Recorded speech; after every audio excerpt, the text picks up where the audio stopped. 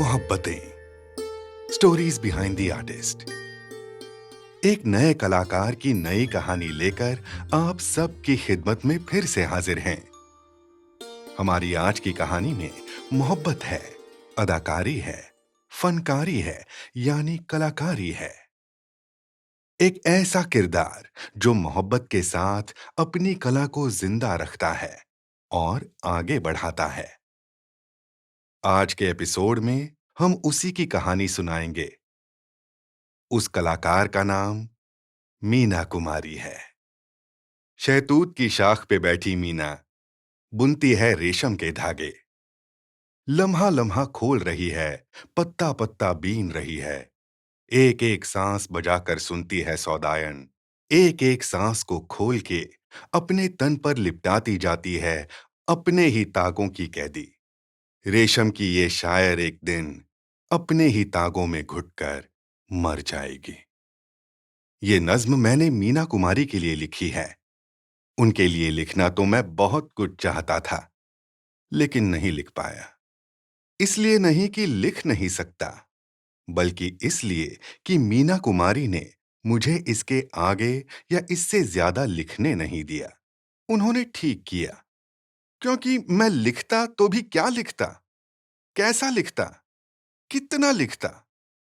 मीना कुमारी ने बहुत कम वक्त में और बहुत कम लफ्जों में इतना कुछ लिख दिया है कि उसे समेटना और पढ़ना मुश्किल है। समझना तो शायद बहुत ही मुश्किल है, क्योंकि जब लोग मीना कुमारी को नहीं समझते तो उनकी शायरी को क्या समझेंगे। मीना कुमारी की शायरी में ऐसा कुछ नहीं है जो समझ से परे हो। वो गालिब और मीर की तरह मुश्किल जबान में नहीं लिखती, बल्कि दाग की तरह आसान और सहल अंदाज में शेर कहती हैं। मीना कुमारी की बात करते हुए मैं अपनी बात करना तो भूल ही गया। मेरी बात मतलब मेरा अपना परिचय। मैं कैफ भोपाली हूं, फिल्मों का छोटा सा राइटर, मामूली सा शायर और जिम्मेदार इंसान। कैफ का परिचय इससे ज्यादा भी हो सकता है, लेकिन उसे जानकर किसी को खुशी नहीं मिलेगी। इस परिचय की बिसात में दोस्ती का खाना खाली है, और वो शायद कैफ की जिंदगी में खाली ही रहेगा, क्योंकि इस जिंदगी ने कैफ को सब कुछ दिया, लेकिन एक ऐसा दोस्त नहीं दिया जिसे दोस्ती के खाने में रखा जा सके।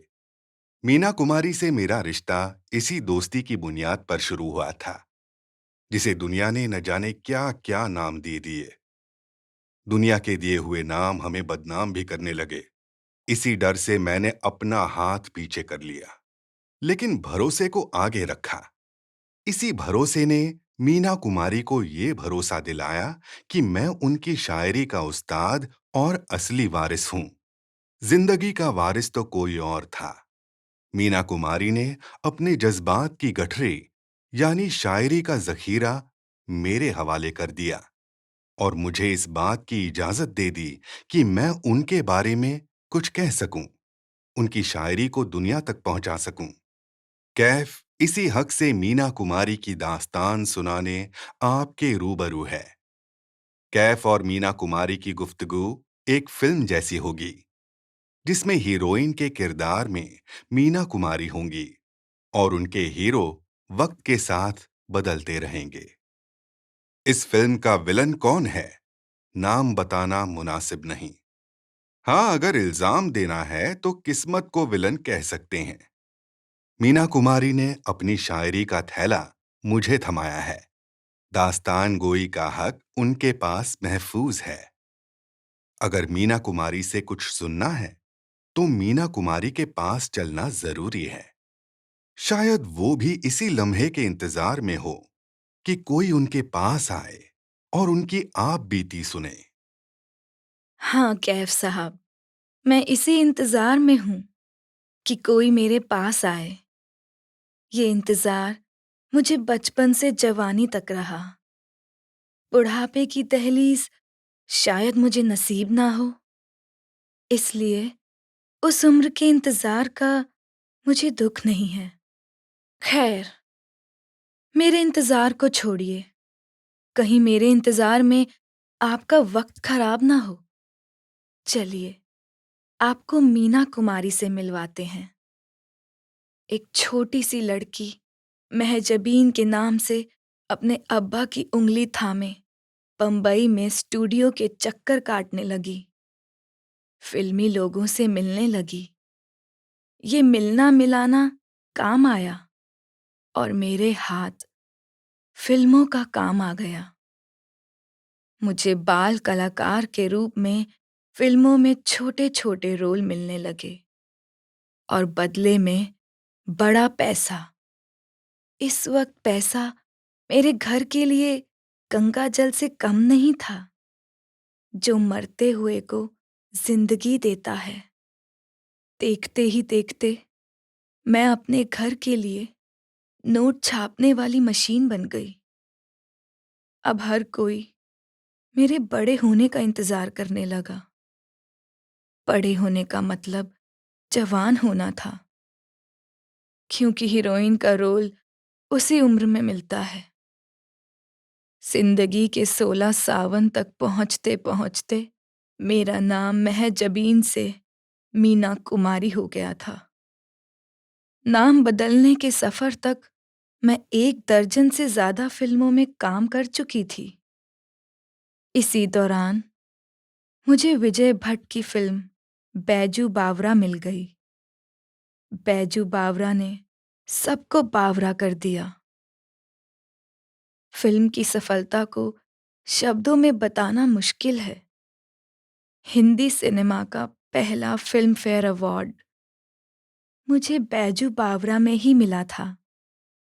फिल्म में मेरे हीरो भारत भूषण थे। बैजू बावरा की कामयाबी ने मुझे स्टैब्लिश हीरोइन बना दिया। मेरे पास फिल्मों की लाइन लग गई। इसी शोहरत के चलते मेरी मुलाकात कमाल अमरोही से हुई। कमाल साहब राइटर, डायरेक्टर और प्रोड्यूसर के तौर पर अपना कमाल दिखा रहे थे। उनके दिल में मेरे लिए कब जगह बन गई, मुझे पता ही नहीं चला। वो अपना दिल लेकर मेरे पास आ गए और मुझसे इल्तिजा करने लगे कि मैं दिल में आकर उनके घर को बसा दूं। ये मेरे लिए हैरान करने वाला जुमला था। किसी की इल्तिजा को ठुकराना अच्छा नहीं होता, लेकिन मैंने कमाल साहब की इस बात से इनकार कर दिया और उन्हें खाली हाथ लौटा दिया, क्योंकि उन्हें मुझसे प्यार हुआ था, मुझे उनसे नहीं।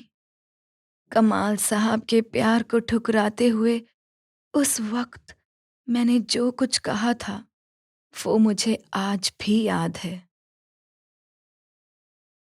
कमाल साहब, किसी को किसी से प्यार होना गुनाह नहीं है और किसी को किसी से प्यार ना होना भी गुनाह नहीं है। इस तरह हम दोनों इश्क के गुनाह से बच गए। आपको मुझसे प्यार है, जिसका इकरार करने आप मेरे घर तक चले आए और मुझे अपनी दुल्हन बनाकर दिल की डोली में बिठाकर घर तक ले जाने की बात की। मैंने घर जाने से पहले आपके दिल में झांक कर देखा। वहां मेरी जगह नहीं थी। घर में भी आपकी 2 बीवियां दहलीज पर बैठी दिखाई दी, जो शायद मेरा रास्ता रोकने के लिए तैयार थीं। इसलिए मैंने आपके प्यार को संजीदगी से नहीं लिया। कमाल साहब, मेरी इस गुस्ताखी के लिए मुझे माफ कर दीजिएगा। कमाल साहब ने मीना कुमारी को माफ कर दिया, बल्कि सच कहें तो उनकी बात का बुरा ही नहीं माना। सच्चे आशिक की यही निशानी होती है, जो इश्क में अपना सब कुछ दांव पर लगा देते हैं। जान, माल और इज्जत तक की परवाह नहीं करते। मैं एक शायर होने के नाते इस बात को जिम्मेदारी से कह सकता हूं कि इंसान को प्यार कभी भी हो सकता है। इसमें उसकी पहली शादी या दूसरी बीवी रास्ते की रुकावट नहीं बनती, क्योंकि इश्क दिल से होता है, दिमाग से नहीं। मीना कुमारी के इनकार ने कमाल साहब के इरादे को और मजबूत कर दिया। उस जमाने में मोहब्बत के खत किताबों में छुपाकर भेजे जाते थे। उनके जवाब भी कुछ ऐसे ही आते थे। कमाल साहब ने भी मीना कुमारी को एक खत लिखा। मीना, मेरी मोहब्बत किसी शाहजहां से कम नहीं, जिसने मुमताज के लिए ताजमहल बनवाया था। मेरा इश्क सलीम से 2 कदम आगे है, जिसने अनारकली के लिए बादशाह अकबर से बगावत कर दी थी। मेरा प्रेम पृथ्वीराज के जैसा है, जो अपनी संयोगिता के लिए रणभूमि में उतर गया था। जिनके नाम मैंने लिए हैं, उनके इश्क के अफसाने दुनिया जानती है। ये सभी आशिक मेरी तरह पहले से ही शादीशुदा थे, लेकिन उनके प्यार पर किसी ने शक नहीं किया। तुम भी अपने कमाल पर शक न करो मीना। मुझे अपना लो, अपना बना लो। आस उस दर से टूटती ही नहीं। जाके देखा, ना जाके देख लिया। कमाल साहब, आप मुझसे चाहते क्या हैं?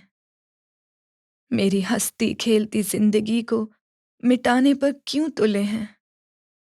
मेरा फिल्मी सफर अभी शुरू हुआ है। कामयाबी ने मेरे घर का रास्ता देख लिया है। मुझे बहुत आगे बढ़ना है, आसमान की बुलंदी छूना है, अदाकारी में अपना मकाम बनाना है। ऐसे में आपका प्यार मेरे गले का हार नहीं, बल्कि फंदा बनता जा रहा है। खुदारा आप मुझे भूल जाइए। मैं आपसे प्यार नहीं कर सकती। मैं फिल्मों में अपने हीरो से प्यार करती हूँ। मेरे लिए इतना ही बहुत है। मुझे अपने फिल्मी हीरो से मोहब्बत, मुरव्वत, अपनापन और वफादारी सब कुछ मिल जाता है। 3 घंटे की फिल्म में मैं अपने हीरो के साथ कॉलेज में मिल लेती हूँ, कश्मीर की वादियों में घूम लेती हूँ और शादी के बाद घर भी बसा लेती हूँ। ये सब कुछ बहुत आसानी से हो जाता है। फिर इसके लिए जिंदगी को मुश्किल में क्यों डालें? और भी गम है जमाने में मोहब्बत के सिवा। कमाल साहब, आप मुझे माफ करें और अपने दिल के लिए किसी और दिल को तलाश करें। उम्मीद है आप मेरा खत पढ़कर इसका जवाब नहीं देंगे। मीना कुमारी के इस खत ने कमाल साहब का दिल तोड़ दिया। वो खत लेकर मेरे पास आ गए और मीना कुमारी की इस बेरुखी की शिकायत करने लगे और उनकी हिमायत के लिए मुझे कासिद बनाकर मीना कुमारी के पास भेज दिया। आप मेरे पास क्यों आए हैं कैफ साहब? उनकी सिफारिश करने, जिनकी गुजारिश को मैंने ठुकरा दिया है। आप अपनी बात करिए। आप मेरे अच्छे दोस्त हैं। दिल तो आपके सीने में भी धड़कता होगा। मेरे बारे में कुछ कहता होगा। आप अपने दिल की बात क्यों नहीं करते, जिसे मैं सुनना चाहती हूँ, गजल के रूप में, नज्म की धूप में, रुबाई के रंग में, गीत के संग में, किसी भी अंदाज में आप अपनी बात कर सकते हैं। मैं सुनने को तैयार हूँ। मैं यहाँ खुशी के गीत गाने नहीं आया हूँ, बल्कि किसी के दर्द का नगमा सुनाने आया हूँ। उसकी आहो फरियाद तुम तक पहुंचाने आया हूँ। कमाल साहब की मोहब्बत में वफा की खुशबू है। वो तुम्हें अपनाना चाहते हैं, इसलिए तुम भी उन्हें अपना लो। जिंदगी को कब तक फिल्मी किरदारों के साथ नचाती रहोगी? ये नाच गाना पर्दे पर अच्छा लगता है, घर में नहीं। घर के लिए तुम्हें किसी की दुल्हन बनना ही पड़ेगा। मैं आपकी दुल्हन क्यों नहीं बन सकती? 2 शायर अच्छे दोस्त हो सकते हैं, तो अच्छे आशिक क्यों नहीं हो सकते? हम दोनों एक घर में रहकर एक जैसा सोचेंगे और अलग-अलग शायरी करेंगे। आप मेरी गज़ल सुनकर वाह-वाह करना, मैं आपकी नज़्म पर इरशाद कहूँगी। वैसे ये मेरा मशवरा है, गुज़ारिश नहीं। आप अपनी ज़िंदगी के लिए आज़ाद हैं, कहीं भी जा सकते हैं, किसी और से प्यार कर सकते हैं। शादी का हक भी आपका अपना है। रही बात कमाल साहब की, जिनकी सिफ़ारिश लेकर आप यहाँ आए हैं, उनसे मुझे प्यार करना पड़ेगा, दिल को समझाना पड़ेगा, ख्वाहिशों को मनाना पड़ेगा, शायद कुछ अरमानों को मारना भी पड़ेगा। कमाल साहब के लिए मैं ऐसा क्यों करूं? मैं ज्योतिषी की तरह हाथ देखना नहीं जानता। हाँ, लेकिन हाल पढ़ना जानता हूं। कमाल साहब हाल से बेहाल हैं, बेचैन हैं, बेकरार हैं, बदहवास हैं, सिर्फ तुम्हारे लिए। उन्हें तुमसे इतनी मोहब्बत करनी चाहिए या नहीं, ये अलग सवाल है, लेकिन वो तुमसे बेइंतहा मोहब्बत कर चुके हैं। अब उस दिल का कुछ नहीं हो सकता, जो तुम्हारे गम में बीमार है। उनका इलाज करो। कहीं ऐसा ना हो कि बीमारे गम तुम्हारा नाम लेकर मर जाए। फिर तुम अपने आप को माफ नहीं कर सकोगी। अभी नहीं, कल तक उनके बारे में सोचना, फिर फैसला करना। कैफ साहब मुझे बेचैन करके चैन से अपने घर चले गए।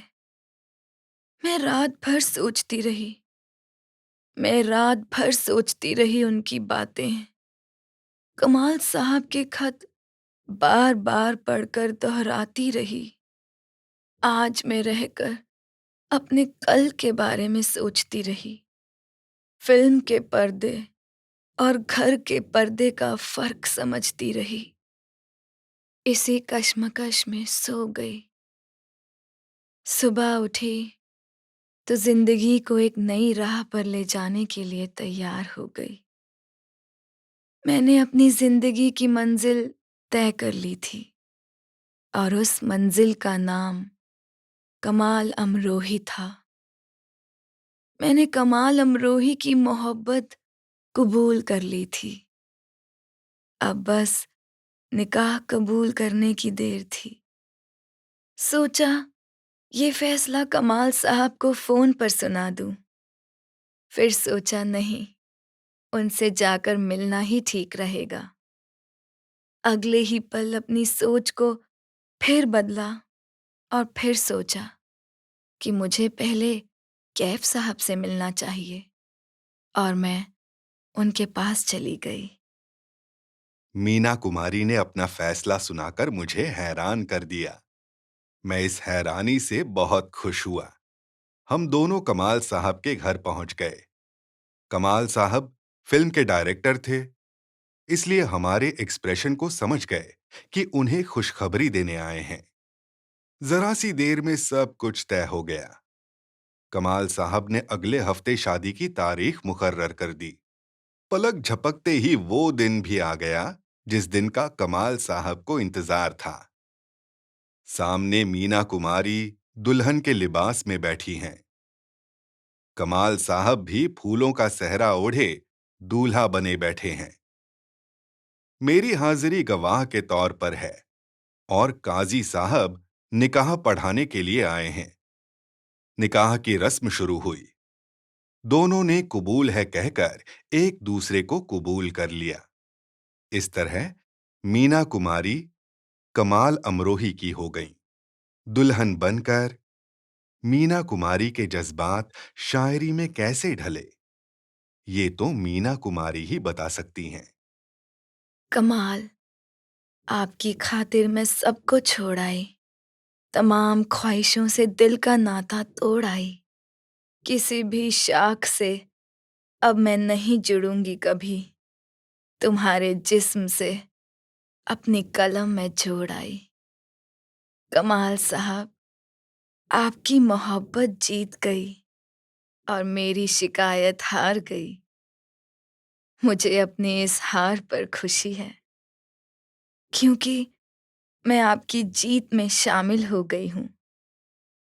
आज से मेरी ज़िंदगी आपके हवाले है और आपकी खुशियाँ मेरे हवाले।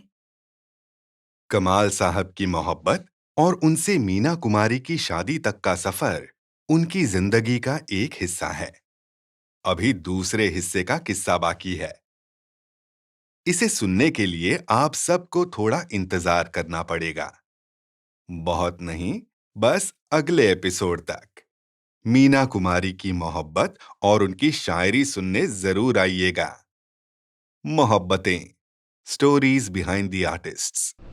हमारी कहानी Mohabbatein, stories behind the artist की जुबानी अभी तक के अफसाने में कितने अफसाने बने। आपने हमें जितना जाना है वो बहुत कम है। हमारे दर्द का तो यही मरहम है। हमारे बारे में और जानने के लिए, मोहब्बत के ऐसे हजारों किरदारों से मिलने के लिए देखते रहिए स्पॉटिफाई, Amazon म्यूजिक और आरजे स्टूडियो के यूट्यूब चैनल पर Mohabbatein, stories behind the artists. RJ studio के हमारे यूट्यूब चैनल को सब्सक्राइब कीजिए और सुनिए Mohabbatein, stories behind the artists.